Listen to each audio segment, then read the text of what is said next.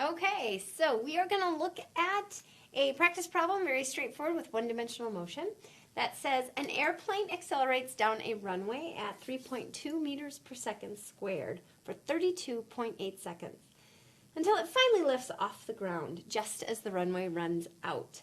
What is the length of the runway? So we're going to follow the entire problem-solving process to do this problem, even though it's very straightforward, just so that we're practicing that process and that we can then use that process to answer much more complicated problems in one-dimensional motion and subsequently two-dimensional motion.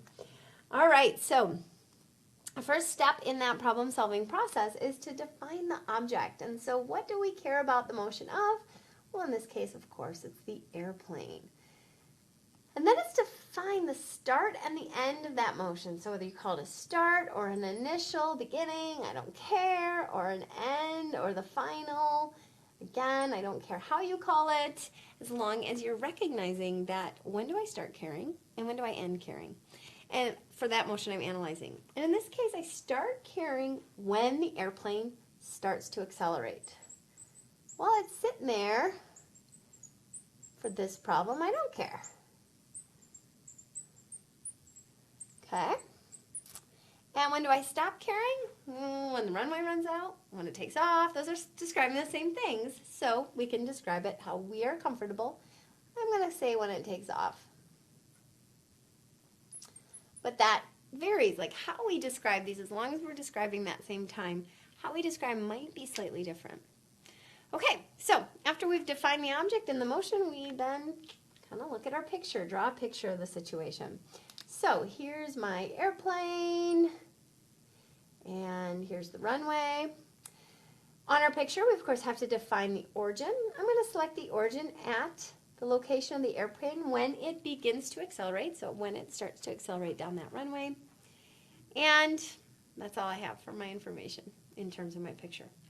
Okay, next step, make a list of our known values. So this is that standard list. We want to know our initial position, the position when the airplane starts to accelerate.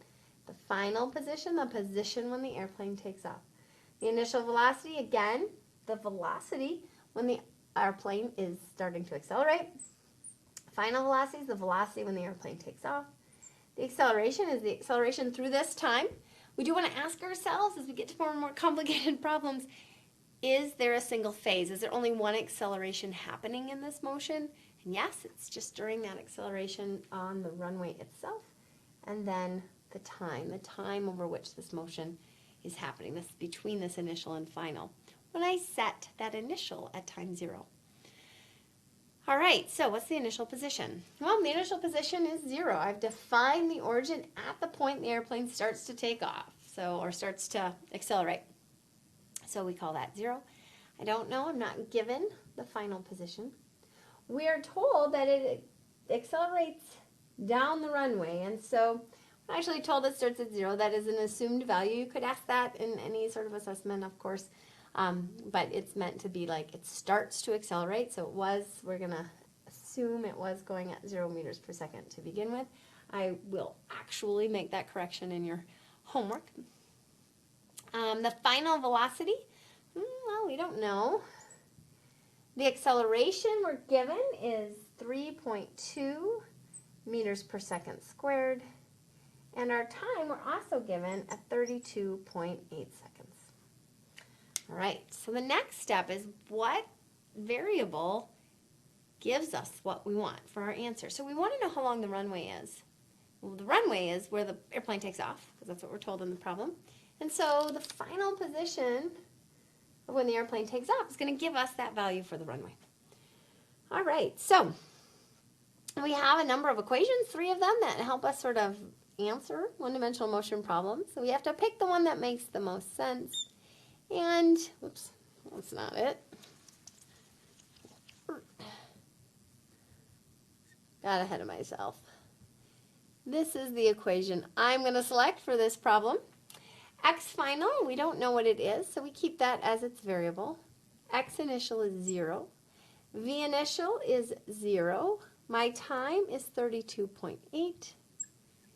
Plus 1/2 my acceleration is 3.2 and 32.8 squared. So now I just have to solve for x final. All right, so x final is equal to 0.5 times 3.2 times 32.8 squared. And I get 1,721 meters. All right, so defining our object, our initial and final position, time, the initial and final time, which relates to the initial and final position. Drawing our picture, defining that origin, that's very important, so we know what the positions are all relative to. Identifying the variables we know based on the information we're given. Identifying which variable is going to get us to that question that we're answering. And then picking the right equation and solving it. All right, good job.